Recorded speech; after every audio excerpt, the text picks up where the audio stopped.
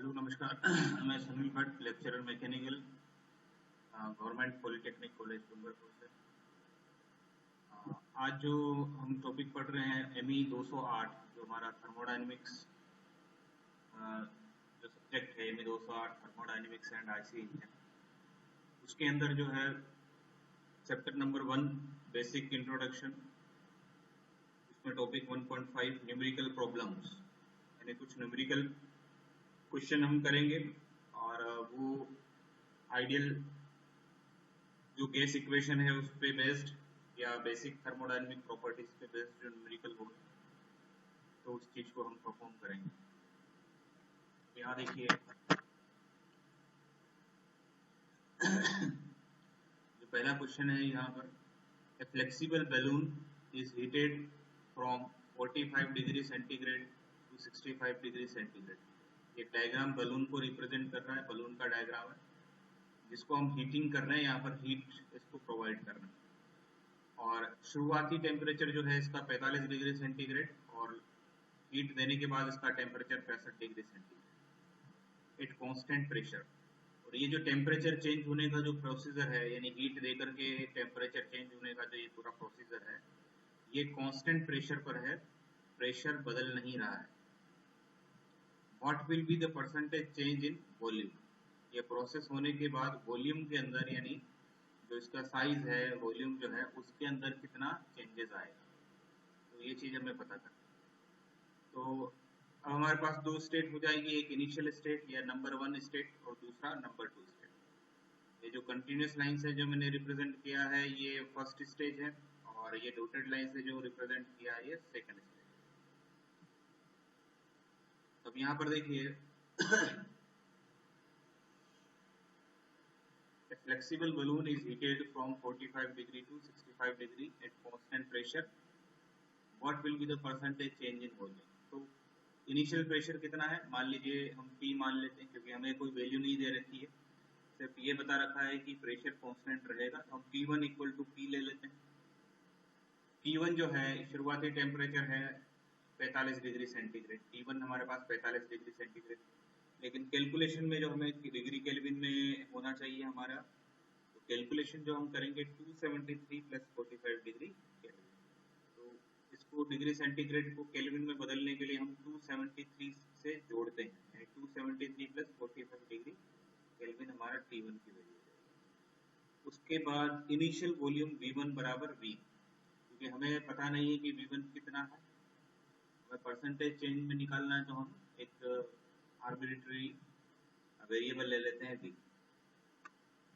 फिर जब ये पूरा होकर के सेकंड स्टेज पर जब ये आएगा, तो फिर प्रेशर की और टेम्परेचर की और वॉल्यूम की वैल्यू क्या रहेगी वो जरा देखते हैं।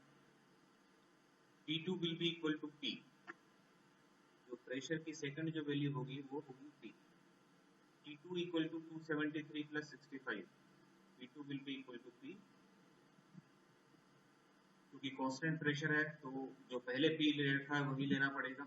T2 इक्वल टू हमारे पास है T2 की वैल्यू 65 डिग्री 65 डिग्री सेंटीग्रेड, लेकिन कैलकुलेशन करने के लिए इसको केल्विन में, डिग्री केल्विन में बदलना पड़ेगा, तो 273 से ऐड करना पड़ेगा, तो हमारे पास हो जाता है 273 प्लस 65। और उसके बाद जो आता है वॉल्यूम, यानी फाइनल वॉल्यूम V2 बराबर हमें पता करना है, और हमें पता ये करना है परसेंटेज चेंज में, क्योंकि हमें पता नहीं। तो अब हम आइडियल गैस इक्वेशन यहाँ यूज करेंगे। आइडियल गैस इक्वेशन हमारे पास PV equal to MRT, PV equal to MRT, यहाँ P का मतलब प्रेशर, V का मतलब वॉल्यूम यानी आयतन, M का मतलब मास द्रव्यमान, R का मतलब गैस कांस्टेंट, T का मतलब टेम्परेचर। तो फॉर कांस्टेंट प्रेशर प्रोसेस है PV इक्वल टू MRT, अगर इसको कांस्टेंट कर देंगे हम तो V should be proportional to T हो जाएगा, for constant pressure V proportional to T। तो जब V प्रोपोर्शनल, क्योंकि M और R पहले से ही कांस्टेंट है, इनकी कोई फिक्स वैल्यू होगी, यहाँ वेरिएबल जो है चेंज होने वाली क्वांटिटी प्रेशर है, वॉल्यूम है और टेम्परेचर, ये दोनों फिक्स चीजें हैं। तो चेंज होने वाली क्वांटिटी जो है प्रेशर, वॉल्यूम और टेम्परेचर। अब उसमें से भी अगर हम कहें कि कांस्टेंट प्रेशर मान ले, यानी इस प्रेशर की वैल्यू कांस्टेंट हो जाएगी, that means V proportional to T हो जाएगा। एक लीनियर रिलेशन, सरल रेखा में रिलेशन होगी, तो हम ये कह सकते हैं कि जब V प्रोपोर्शनल टू T हो जाएगा तो हम इक्वेशन ऐसे लिख सकते हैं V2 by V1 equal to T2 by T1। फिर देखते हैं V2 equal to V1 into T2 by T1, V2 equal to V1 into T2 by T। तो V2 जो होगा, क्योंकि V1 की वैल्यू हमने ले रखी V, V1 बराबर V हमने मान रखा है, तो V2 equal to V into T2 by T1। अब T2 और T1 की जो वैल्यू है 273 प्लस T1 की वैल्यू 273 प्लस 45 और 273 प्लस 65। तो देखिए ये कितनी वैल्यू आ रही है यहाँ पर, 300, आई थिंक 318 और ये हो जाएगी 338 डिग्री केल्विन। T2 हो जाएगी 338 डिग्री, इनको जोड़ेंगे 273 प्लस 65 तो ये हो जाएगा 338 डिग्री, ये हो जाएगा 318। T1 will be equal to 318, T2 will be equal to 333 degree kelvin. तो V2 equal to V into 333 divided by 380 implies V2 equal to, इसको जब सोल्व करेंगे तो ये आएगा, ये रेशियो आएगा 1.063 V। फिर आगे देखिए परसेंटेज चेंज इन वॉल्यूम का परसेंटेज कितना चेंज हुआ। परसेंटेज चेंज जब भी निकालते हैं तो change in volume divide by initial volume करते हैं।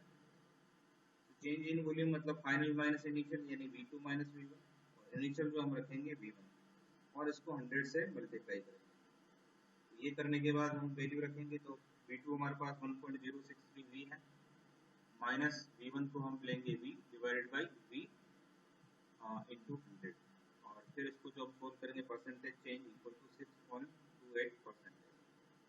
ये हमारा परसेंटेज चेंज यहाँ पर। अब जो बात करेंगे हम आगे की,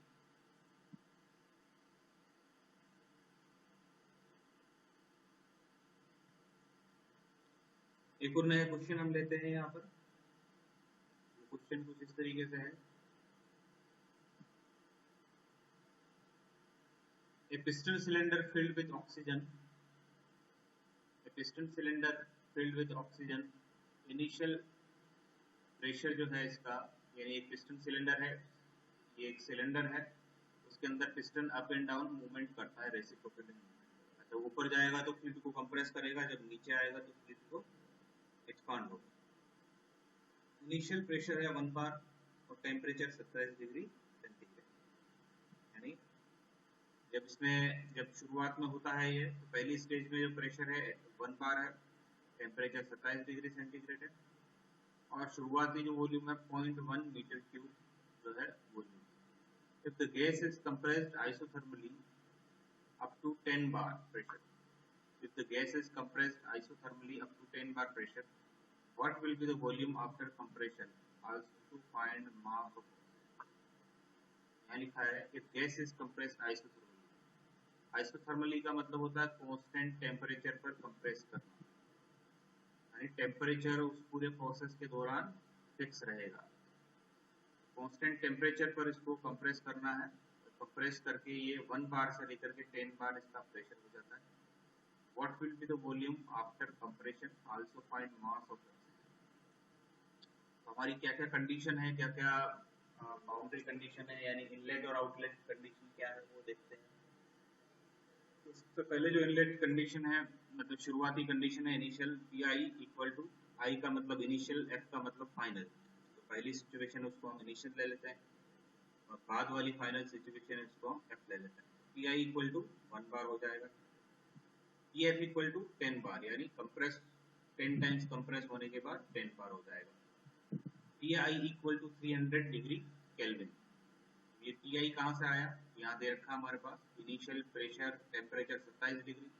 27 डिग्री को अगर हम कन्वर्ट करेंगे डिग्री केल्विन तो 27 प्लस 273 तो 300 डिग्री केल्विन हो जाएगा।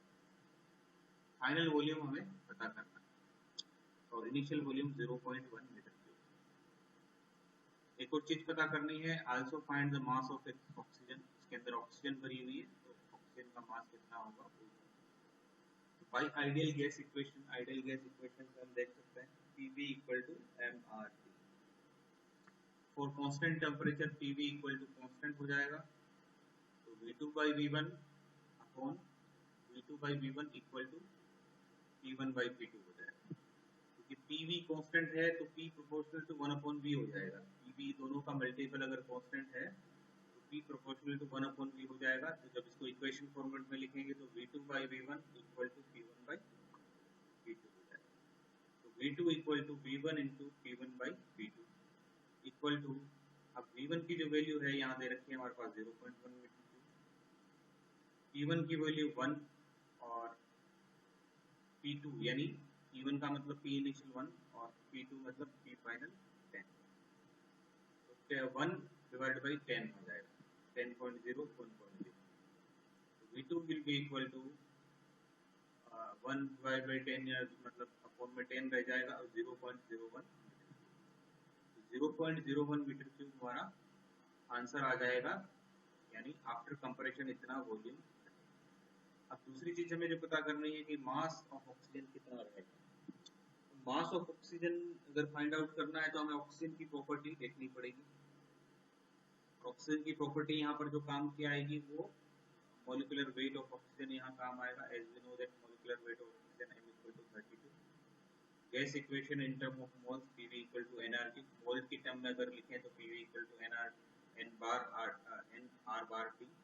यहाँ जो r बार जो होता है वो यूनिवर्सल गैस कांस्टेंट होता है, इसकी वैल्यू 8.33 into 10⁻³ किलोजूल पर kg केल्विन होती है। n की जगह हम क्या लिख सकते हैं, m अपॉन कैपिटल M। अगर पर्टिकुलर जिस गैस की बात कर रहे हैं तो हम हमारे जो वैल्यू आएगी m PV equal to m upon capital M r बार t। तो इससे हम मास की वैल्यू निकालेंगे m equal to PV into m upon r बार t इक्वल टू p की वैल्यू रखेंगे 1 बार। 1 बार का मतलब हमें SI यूनिट में कन्वर्ट करना है तो 10⁻⁵ से मल्टीप्लाई करना पड़ेगा। 1 इंटू 10⁻⁵ इंटू वॉल्यूम हमारे पास 0.1 इंटू 32 और फिर आएगा डिवाइडेड बाई r बार की वैल्यू यूनिवर्सल गैस कांस्टेंट की वैल्यू है 8.33 इंटू 10⁻⁵ किलोजूल पर kg केल्विन। तो यहाँ पर किलो हटाने के लिए हम जो है r बार की वैल्यू 8.33 किलोजूल पर kg केल्विन होता है। SI यूनिट में अगर हम लेना है तो किलो हटाना पड़ेगा, तो 10⁻³ से इसको मल्टीप्लाई करेंगे और नीचे t का मतलब होता है केल्विन इंटू 300। देखिए 10⁻³ और 2 जीरो यहाँ से तो ये 10⁻⁵ बन जाता है, तो 10⁻⁵ से 10⁻⁵ कैंसिल आउट हो जाएगा। ऊपर से बचेगा 0.1 इंटू 32, इसका मल्टीपल होगा 3.2 और डिवाइड में जो आएगा 8.33 इंटू 3, क्योंकि ये सारे जीरो कैंसिल आउट हो चुके हैं तो नीचे बचा है 3। तो अब इसको सॉल्व करेंगे तो m की जो वैल्यू आएगी m equal to 0.182 kg। Oxygen जो होगी 0.182 kg ऑक्सीजन उस सिलेंडर में इनिशियली भरी जाएगी। अब यहाँ पर इस चीज पे और ध्यान देना है कि ऑक्सीजन का जो मॉलिक्यूलर वेट है 32 कैसे आया। ऑक्सीजन जो होता है O2 की फॉर्म में होता है, यानी दो एटम ऑक्सीजन के मिलकर के O2 बनाते हैं। एक एटम का मॉलिक्यूलर वेट जो होगा वो होगा 16 और 16 32 molecular weight of oxygen will be equal to 32। तो मोल जो फ्रैक्शन होता है n equal to small m upon capital M, यानी जितना किलोग्राम उसका वजन है डिवाइड बाय मॉलिक्यूलर वेट से अगर करेंगे तो मोल फ्रैक्शन आएगा। तो m अपॉन कैपिटल M यहाँ पर आएगा और वो चीज हम यहाँ पर इसको ले लेंगे। अब इसलिए इसको m से फाइंड आउट करेंगे तो डायरेक्टली ये जो है इसमें kg की फॉर्म में आएगा।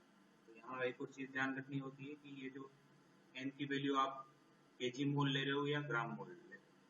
तो ग्राम मोल अगर लेते हैं तो यहाँ पर भी जो यूनिट होती है kg को कन्वर्ट करके ग्राम में कन्वर्ट करते हैं। ज़्यादा अच्छी चीज़ ये है कि आप इसको केजी मोल में लो ताकि यूनिट हमारी SI यूनिट जो हमारी केजी में चलती है उसी तरीके से। Thank you student.